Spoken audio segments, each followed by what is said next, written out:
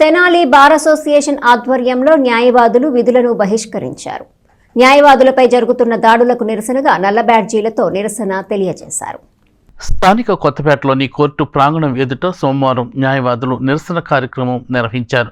Bar association ఆధ్వర్యంలో నల్ల బ్యాడ్జీలు ధరించి విధులను బహిష్కరించారు. అనంతపురం 3 టౌన్ పోలీస్ స్టేషన్లో ఒక సివిల్ దావా విషయంలో న్యాయవాది వివి శేషాద్రిని పిలిపించి బెదిరించడం, వేధింపులకు గురి చేసిన కారణంగా ఆయన గుండెపోటుతో మృతి చెందాడని న్యాయవాదులు తెలిపారు. ఇందుకు నిరసనగా విధులను బాయ్కాట్ చేసినట్లు వారు చెప్పారు. న్యాయవాది మృతికి కారణమైన సర్కిల్ ఇన్స్పెక్టర్ని, సిబ్బందిని వెంటనే విధుల నుంచి తొలగించాలని, మృతి చెందిన న్యాయవాది కుటుంబానికి న్యాయం చేయాలని డిమాండ్ చేశారు.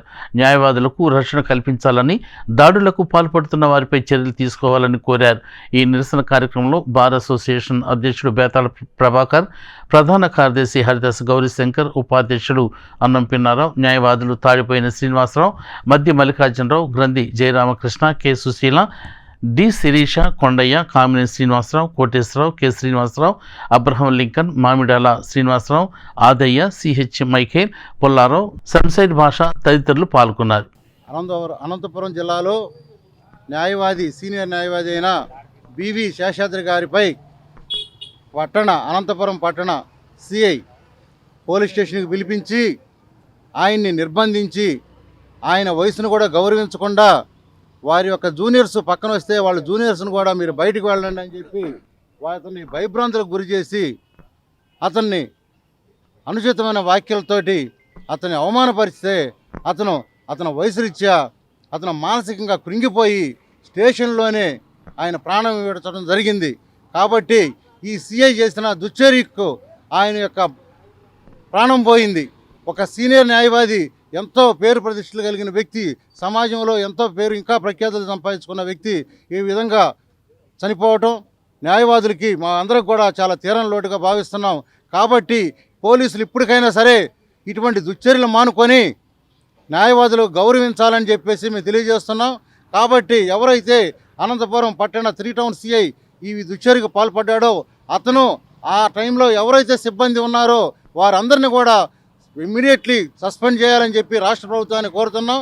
అలాగే న్యాయవాదులకు సంబంధించిన సంరక్షణ చట్టాన్ని, అడ్వకేట్స్ ప్రొటెక్షన్ యాక్ట్ని వెంటనే కేంద్ర ప్రభుత్వం స్పందించి ఈ యాక్ట్ని అమల్లోకి తీసుకురావాలని, లేకపోతే ఈ విధంగా న్యాయవాదులపై ఎంతో విధంగా కక్షిదారుల కోసం, ఎంతోమంది కోసం, ప్రజల కోసం వాళ్ళ ప్రాణాలు సైతం లెక్క చేయకుండా కేసులు విచారిస్తూ ఉంటే అక్రమంగా కొంతమంది న్యాయవాదుల్ని చంపేయడం జరుగుతుంది. అలాగే ఇప్పుడు జరిగినటువంటి సంఘటన మీద తక్షణమే మీరు ఆ యొక్క బాధ్యుడైనటువంటి కొండారెడ్డిని సస్పెండ్ చేయండి. రెండోసారి ఇటువంటి పరిస్థితులు పునరావృతం కాకుండా ఉంటాయి.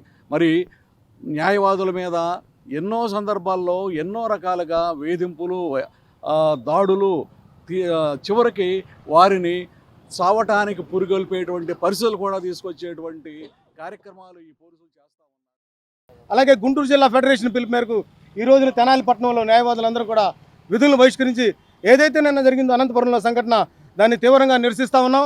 భవిష్యత్తులో ఇలాంటి సంఘటనలు జరగకుండా రాష్ట్ర ప్రభుత్వం మరి ఏదైతే ఆ పోలీస్ స్టేషన్లో ఉన్నటువంటి ఆ బాధ్యులైనటువంటి ఎవరెవరు ఉన్నారో అధికారులందరి మీద కూడా తక్షణమే చర్యలు తీసుకోవాలని, ఆ న్యాయవాది కుటుంబానికి న్యాయం చేయాలని, అలాగే రాష్ట్రంలో ఉన్నటువంటి న్యాయవాద పరిరక్షణ చట్టాన్ని వెంటనే అమలు చేయాలని, దాన్ని స్పీడ్గా డిస్పోజ్ చేసే విధంగా, నిందితులు కఠినంగా శిక్షించే విధంగా ఈ చట్టం రూపొందించాలని కోరుతా ఉన్నాను.